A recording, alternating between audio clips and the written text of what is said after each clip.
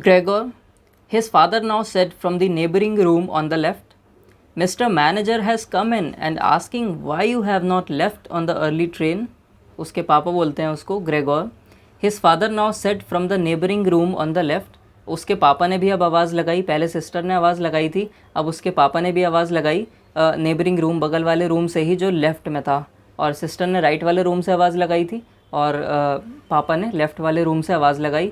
Mister manager has come, और ये उनका डायलॉग है उसके फादर का कि मिस्टर मैनेजर यहाँ आ चुके हैं, do you know it, and is asking why you have not left on the early train. और वो पूछ रहे हैं कि तुम अर्ली ट्रेन मीन्स 5 बजे वाली ट्रेन से तुम ऑफिस क्यों नहीं गए, क्या रीज़न रहा है ऐसा कि तुम ऑफिस नहीं गए.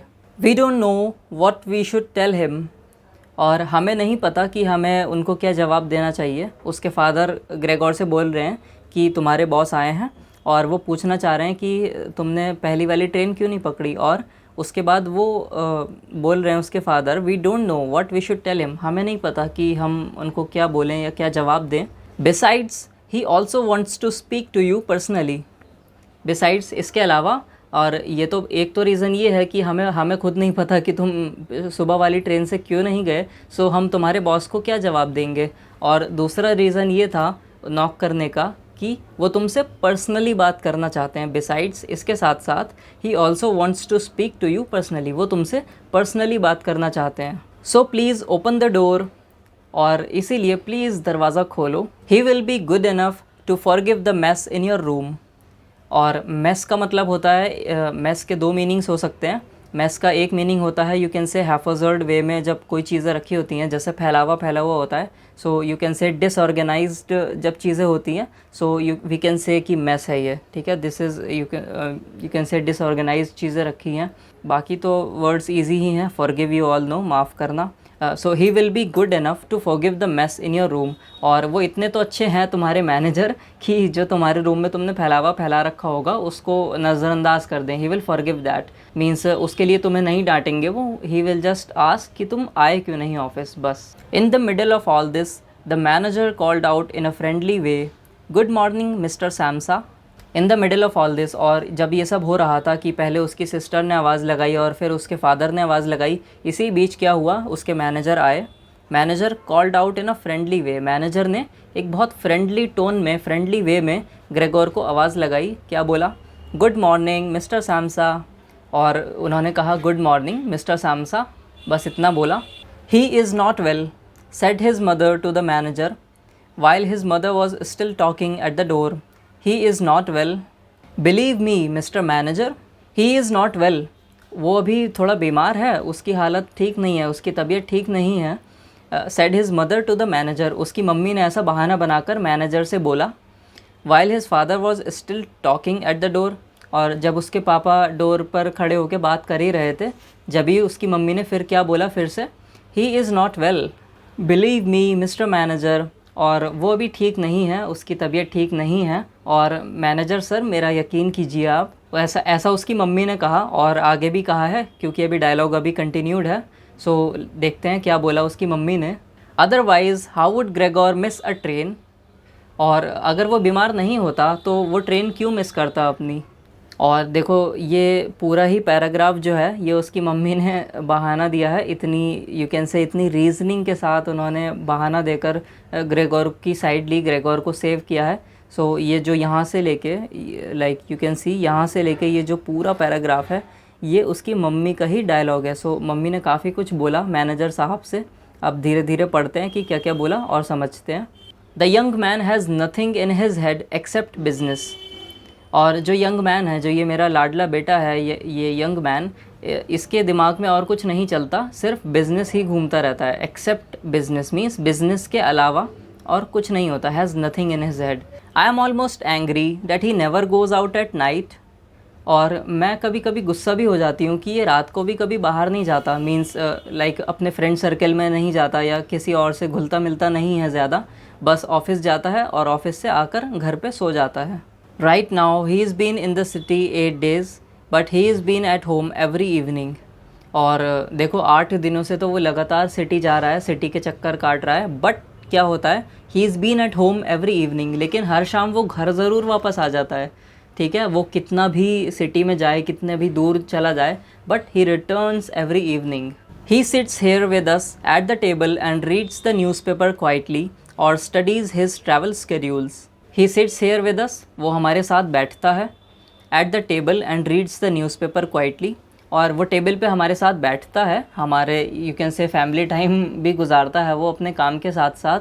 एंड रीड्स द न्यूज़पेपर, और न्यूज़पेपर भी पढ़ता है इवन वो क्वाइटली, बहुत शांति के साथ न्यूज़पेपर पढ़ता है. और स्टडीज़ हिज ट्रैवल स्केड्यूल, और या तो अगर न्यूज़पेपर नहीं पढ़ता तो वो जो उसके ट्रैवल का स्केड्यूल है, पूरा ट्रैवल की प्लानिंग है कि मुझे कहाँ कहाँ जाना है, कहाँ कहाँ क्लॉथ्स बेचने हैं जाकर, सो वो सब चीज़ें प्लान करता है वो बैठकर वहीं टेबल पर. It's a quite a diversion for him too busy himself with freight work, और ये उसके लिए एक डाइवर्जन हो जाता है, उसके लिए you can say as a hobby हो जाता है कि वो अपने अपने दिमाग को मेन काम से डाइवर्ट कर दे, मीन्स डाइवर्जन हो जाए उसका. To busy himself with fretwork, अब खुद को फ्रेट वर्क करके बिज़ी रखता है वो. ठीक है, तो फ्रेट वर्क क्या होता है? अब फ्रेट वर्क आप जैसे यहाँ अपनी स्क्रीन पे देख सकते हो. फ्रेट वर्क में क्या होता है कि एक वुडन ब्लॉक होगा या पूरा वुड का पीस होगा, तो उसमें से आपको नक्काशी कर करके और कुछ डिज़ाइंस बनाते हैं आप लोग. ठीक है, तो फ्रेट वर्क में लकड़ी के ऊपर नक्काशी होती है, कुछ ऑर्नामेंटल डिज़ाइंस बनते हैं यू कैन से, तो उसी चीज़ को फ्रेट वर्क बोलते हैं. और उसकी मम्मी बता रही हैं कि वो कभी कभी इतना बिज़ी हो जाता है ये फ्रेट वर्क करने में कि वो खुद को खो देता है पूरी तरह से, तो मे बी इसीलिए रूम लॉक हो शायद. For instance he cut out a small frame over the course of 2 or 3 evenings. अब फॉर इंस्टेंस, फॉर एग्जाम्पल ये है कि he cut out a small frame over the course of 2 or 3 evenings. उसने cut out किया था, means लकड़ी में से कट आउट किया होगा वो फ्रेम. ठीक है, एक स्मॉल फ्रेम, छोटा सा मे बी फ़ोटो फ्रेम हो वो, तो उस फोटो फ्रेम को कट आउट किया था उसने over the course of 2 to 3 evenings, means कि 2 से 3 शामों में, मतलब उसने 2 या 3 दिन लगाए उस चीज़ में, और 2 या 3 दिन में वो चीज़ बन के आपकी तैयार हो गई. मीन्स उसका जो हॉबी था, तो उसने as a result of his hobby एक छोटा सा फ्रेम कट आउट किया, और उसको उसमें 2 से 3 दिन लगे बस. You would be amazed how pretty it is, और आप ये देख के अमेज़ हो जाएंगे, शॉक हो जाएंगे, यू कैन से सरप्राइज़ हो जाएंगे जब आप देखेंगे कि कितना ब्यूटीफुल है, कितना प्रीटी बनाया है उसने ये frame. It's hanging right inside the room, और ये फ्रेम रूम के अंदर टंगा हुआ है. ठीक है, रूम के अंदर आप जाकर देख सकते हैं, और ये फ्रेम टंगा हुआ है रूम के अंदर. You will see it immediately as soon as Gregor opens the door, और आप इस चीज़ को इमीडिएटली देख लेंगे जैसे ही ग्रेगोर दरवाज़ा खोलेगा. पर ग्रेगोर दरवाज़ा खोले या ना खोले अभी कुछ पता नहीं चल रहा है. सो उसकी मम्मी ने बोला कि वो बस रूम के अंदर ही है वो फ़ोटो फ्रेम, और जैसे ही दरवाज़ा खोलेगा ग्रेगोर, आप अंदर चलते ही वो फ्रेम देख सकते हैं. Anyway I am happy that you are here mister manager. Anyway, तो चलो ठीक है, बढ़िया है, और मैं खुश हूँ कि आप यहाँ पर आए मैनेजर सर या मिस्टर मैनेजर. उसकी मम्मी अभी बोल रही हैं, ये सब मम्मी का ही डायलॉग चल रहा है. By ourselves we would never have made Gregor open the door, और बाय आवरसेल्व्स मीन्स हम खुद से तो ये काम नहीं कर पाते. क्या काम? We would never have made Gregor open the door, कि हम ग्रेगोर से दरवाज़ा नहीं खुलवा पाते. अगर सारे घर वाले मिल भी जाते तब भी नहीं खुलवा पाते, तो आपने अच्छा ही किया कि आप आ गए. He is so stubborn and he is certainly not well, although he denied that this morning. He is so stubborn, मतलब होता है ज़िद्दी, one who is not easily conformed. So ज़िद्दी को बोलते हैं stubborn, और he is so stubborn, वो काफ़ी ज़िद्दी है, तभी तो दरवाज़ा नहीं खोल रहा है. and he is certainly not well, और शायद मुझे ऐसा लगता है, मैं श्योर हूँ कि वो ठीक भी नहीं है अभी, उसको कुछ ना कुछ तो हुआ है. he is not well, although he denied that this morning. लेकिन उसने ये चीज़ मना की थी इस मॉर्निंग, मीन्स कि मैंने उससे पूछा था कि सब ठीक है, तो उसने बोला था हाँ मैं ठीक हूँ मम्मी. लेकिन मुझे ऐसा लगता है, मम्मी बोल रही हैं ये, कि मुझे ऐसा लगता है कि वो ठीक नहीं है. और हालांकि उसने ऐसा इनकार कर दिया कि मैं ठीक नहीं हूँ या ऐसा कुछ. ही सेड कि आई एम वेल, मम्मी मैं ठीक हूँ और मैं बस अभी थोड़ी देर में बाहर आता हूँ, ऐसा उसने बोला था. सो यहाँ पर अब मम्मी का डायलॉग ख़त्म होता है. आई am coming right away, said Gregor slowly and deliberately, and didn't move so as not to lose one word of the conversation. I am coming right away, मैं बस अभी आया, 1 मिनट में आया मैं. said Gregor slowly, ऐसा Gregor ने slowly बोला. स्लोली किस लिए बोला? ताकि उसकी आवाज़ जो आवाज़ में मॉड्यूलेशन है वो दूसरों को नोटिसेबल ना हो, पता ना चले। एंड डेलिबरेटली होता है जानबूझकर जब हम किसी काम को करते हैं। So it is deliberate means हम उसमें कॉन्शियसली एफर्ट लगाते हैं उस काम में। सो उसने जो ये जो 4 शब्द बोले, I am coming right away, so वो उसने बहुत डेलिबरेटली बोले, बहुत रुक रुक के सोच सोच के बोले। एंड डिडेंट मूव, और वहाँ से वो हिला नहीं, so as not to lose one word of the conversation, ताकि वो जो बातचीत हो रही थी उसकी मम्मी के, पापा के और यू कैन से मैनेजर के बीच, तो वो सारी बातें सुन सके, ताकि एक भी शब्द जो है वो पूरी बातचीत का, पूरी कॉन्वर्सेशन का वो लूज़ ना करे। My dear lady, I can not explain it to my self in any other way, said the manager, I hope it is nothing serious. My dear lady, और मेरी प्यारी लेडी मीन्स ये एक you can से respect है, एक civil attitude है दूसरों को ग्रीट करने का।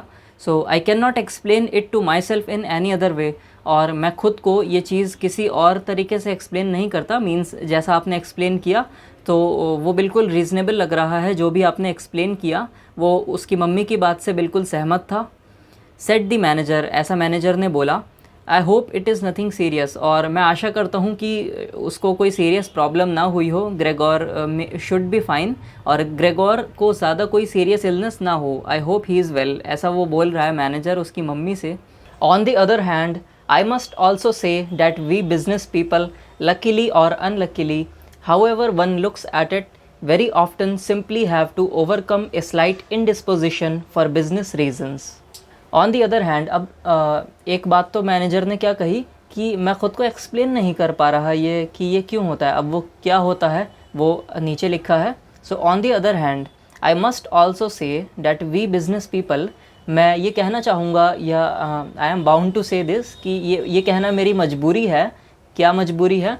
कि हम जो बिज़नेस पीपल होते हैं, जो हम बिज़नेस क्लास लोग होते हैं, जो लोग बिज़नेस संभालते हैं, लकीली और अनलकीली, अब चाहे आप इसको यू कैन से लकीली एक अच्छे कॉन्टेक्स्ट में लो या फिर एक ख़राब कॉन्टेक्स्ट में लो, however one looks at it, और जिस भी तरह से एक इंसान इस चीज़ पर रोशनी डाले या इस चीज़ को देखे, very often simply have to overcome a slight indisposition for business reasons. अब इसमें 2-3 वर्ड्स हैं, ऑफ्टन, तो ये वर्ड OFTEN, इसको ऑफन भी पढ़ते हैं और ऑफ्टन भी पढ़ते हैं।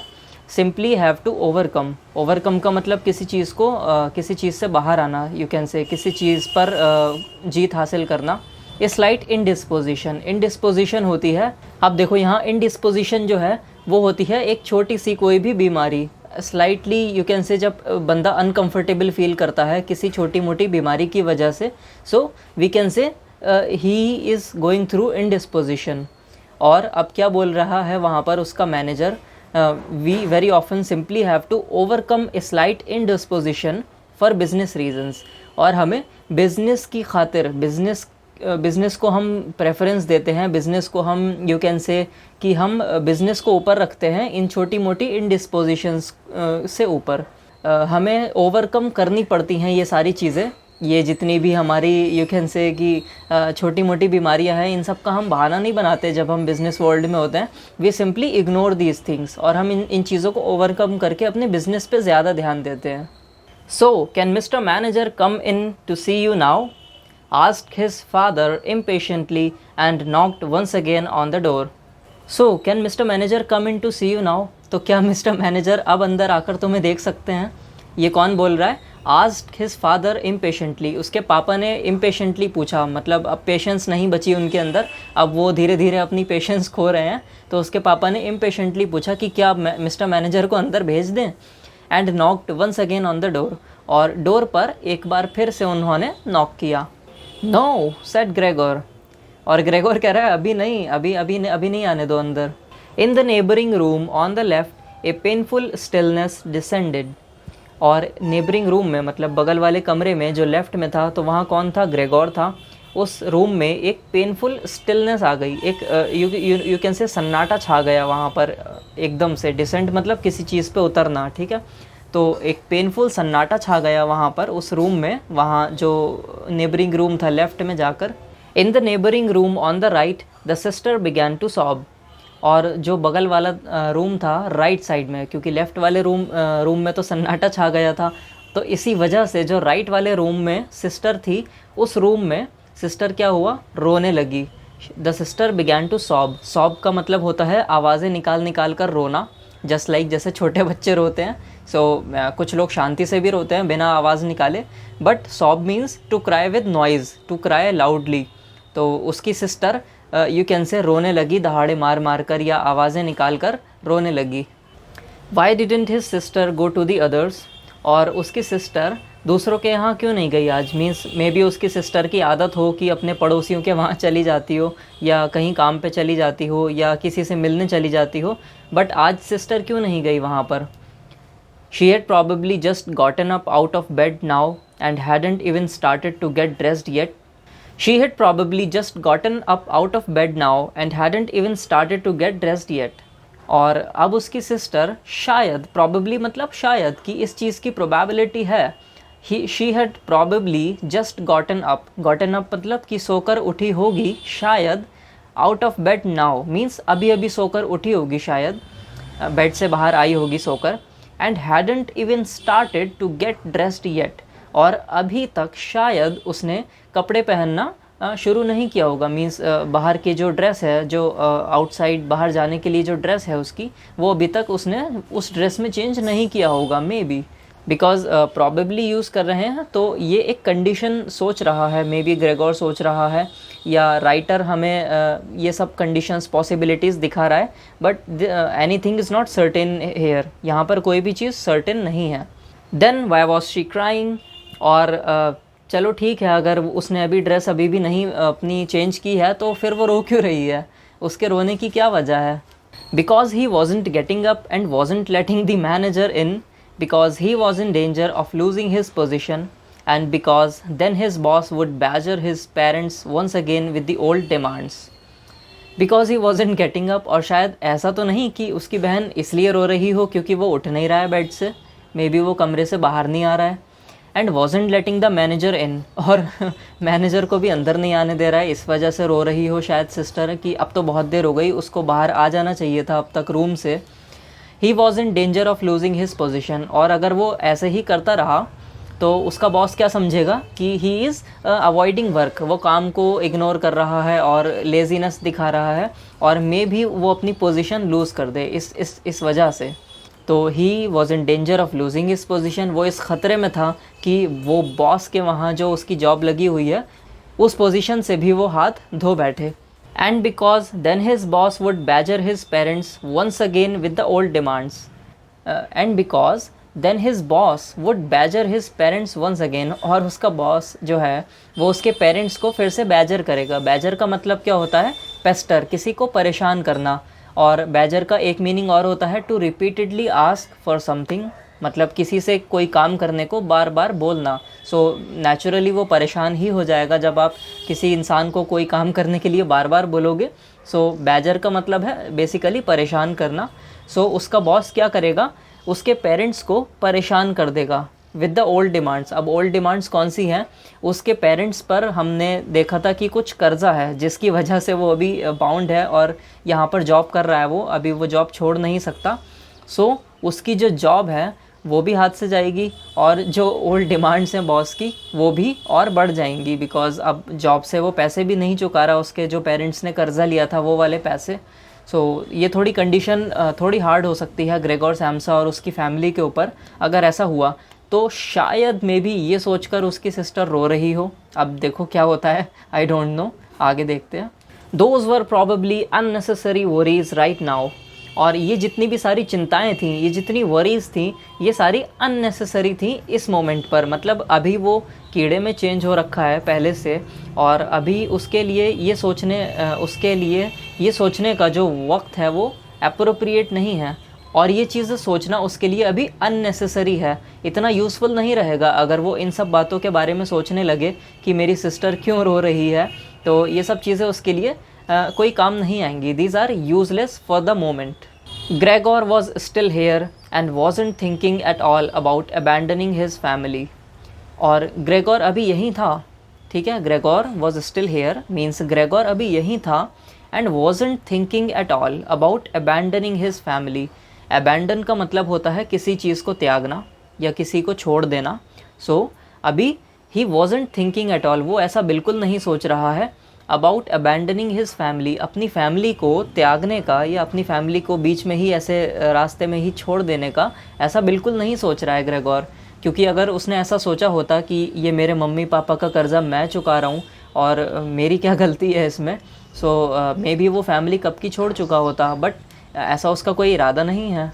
Eight the moment he was lying right there on the carpet and no one who knew about his condition would have seriously demanded that he let the manager in. At the moment मतलब इस moment में he was lying right there on the carpet, वो carpet पर पड़ा था, lying मतलब लेटा हुआ था या पड़ा था वहाँ पर, right there on the carpet, जो उसके रूम का कारपेट है वो कारपेट के ऊपर पड़ा हुआ था, क्योंकि वो अभी बेड से तो उतर गया है, बेड से वो किसी तरह गिर गया, जो हमें लाउड नॉइज़ आई थी उसके गिरने की, वो बेड से गिरने की ही आई थी। और अभी वो जो बेड के साइड में कारपेट पड़ा है उस कारपेट पे पड़ा है Gregor Samsa. And no one who knew about his condition, और ऐसा कोई इंसान नहीं है जिसको अगर उसकी कंडीशन पता होती कि वो किस कंडीशन में है, किस हालत में है, would have seriously demanded that he let the manager in, और वो सीरियसली डिमांड नहीं करता, मीन्स इतना ज़्यादा उसको फोर्स नहीं करता ग्रेगोर सैम्सा को कि वो मैनेजर को अंदर आने दे। Let the manager in means कि मैनेजर को अंदर आने दे। तो अगर किसी भी इंसान को उसकी कंडीशन पता होती रियली में, मीन्स अभी उसकी फैमिली वालों को भी नहीं पता है कि वो ऐसे वर्मिन में या कीड़े में चेंज हो गया है, सो अगर किसी को उसकी कंडीशन पता होती, रियल कंडीशन, तो वो सीरियसली डिमांड नहीं करते, वो बिल्कुल भी डिमांड नहीं करते कि ग्रेगोर सैम्सा मैनेजर को अंदर आने दे। But Gregor wouldn't be casually dismissed right away because of this small discourtesy, for which he would find an easy and suitable excuse later on. अब देखो, but Gregor wouldn't be casually dismissed right away means Gregor को वो शायद casually dismiss कर दे, ठीक है, या ना भी करे, because of this small discourtesy. Discourtesy मतलब एक disrespect करना किसी की, courtesy means to give respect, ठीक है, जब आप किसी को बहुत आदर या सम्मान से पेश आते हो, so you are being courteous to him और हर, और डिसकर्टेसी मीन्स कि आप किसी की डिसरेस्पेक्ट कर रहे हो।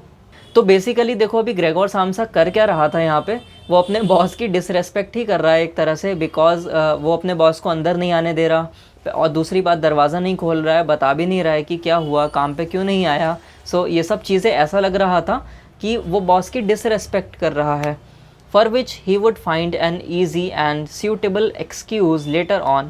और इस चीज़ के लिए ये जो वो डिसकर्टेसी दिखा रहा है, इस चीज़ के लिए वो शायद एक कोई easy और suitable excuse फाइंड कर ले कि बॉस ऐसा ऐसा हो गया था, इस वजह से मैं दरवाज़ा नहीं खोल पाया। लेकिन अभी के लिए उसको थोड़ा डर भी लग रहा था, और स्टोरी में आगे देखते हैं कि क्या हुआ है, देन वी विल अंडरस्टैंड कि कैसे कैसे स्टोरी टर्न आउट हुई। It seemed to Gregor that it might be far more reasonable to leave him in peace at the moment, instead of disturbing him with crying and conversation. अब देखो, it seemed to Gregor that it might be far more reasonable. अब Gregor को ऐसा लगा, seemed मतलब कि दिखाई पड़ा या प्रतीत हुआ, ग्रेगोर को ऐसा लगा कि it might be far more reasonable, कि शायद ये ज़्यादा समझदारी की बात होगी, क्या, to leave him in peace at the moment, कि उसको अकेला ही छोड़ दिया जाए, उसको शांति से अकेला छोड़ दिया जाए इस मोमेंट पर, क्योंकि वो भी इस कंडीशन में नहीं है लिटरली कि वो बाहर आए और सब लोगों को अटेंड करे, अपने फैमिली मेम्बर्स को, इवन उसका बॉस भी आ चुका है अब। Instead of disturbing him with crying and conversation, और उसको डिस्टर्ब करने के बजाय, मतलब रो कर और उससे बार बार उसे उकसा के या उससे बात करके बार बार उसको जो परेशान कर रहे हैं, डिस्टर्ब कर रहे हैं, वो ना करें। But it was the very uncertainty which distressed the others and excused their behaviour. लेकिन ये वही अनसर्टेनिटी है, अनसर्टेनिटी मतलब कि सर्टेन नहीं है कि क्या हो रहा है, अनसर्टेनिटी मतलब कन्फ्यूजन भी कह सकते हो आप, कि एग्जैक्टली किसी को पता नहीं, बाहर वाले किसी भी इंसान को पता नहीं कि अंदर ग्रेगोर के साथ क्या हो रहा है या क्या हुआ ग्रेगोर के साथ। So they are being uncertain. Certain का लिटरल मीनिंग होता है श्योर होना, ठीक है, to be sure about something, और अनसर्टेनिटी मतलब unsurity, but it was the very uncertainty which distressed the others and excused their behavior. अब डिस्ट्रेस का मतलब होता है कि किसी को स्ट्रेस में डालना या किसी को परेशान करना। ये ही एक अनसर्टेनिटी थी, ये कि यही रीज़न था कि लोगों को पता ही नहीं कि अंदर क्या हो रहा है ग्रेगोर के साथ, तो यही चीज़ उनको परेशान कर रही थी। डिस्ट्रेस दी अदर्स मतलब दूसरों को यही चीज़ परेशान कर रही थी। एंड एक्सक्यूज्ड देयर बिहेवियर, और उनका जो बिहेवियर था, जो वो इस तरह से उसको बार बार परेशान कर रहे थे ग्रेगोर साम्सा को, तो उनके बिहेवियर के लिए उनके पास एक एक्सक्यूज़ था कि ये अनसर्टेनिटी है, हमें पता ही नहीं अंदर क्या चल रहा है, इसीलिए हम जानना भी चाह रहे हैं कि अंदर क्या चल रहा है, भैया बताओ हमें। Getting stronger, step by step. The clock is ticking, but there's no time for regrets. I've been flying from town to town.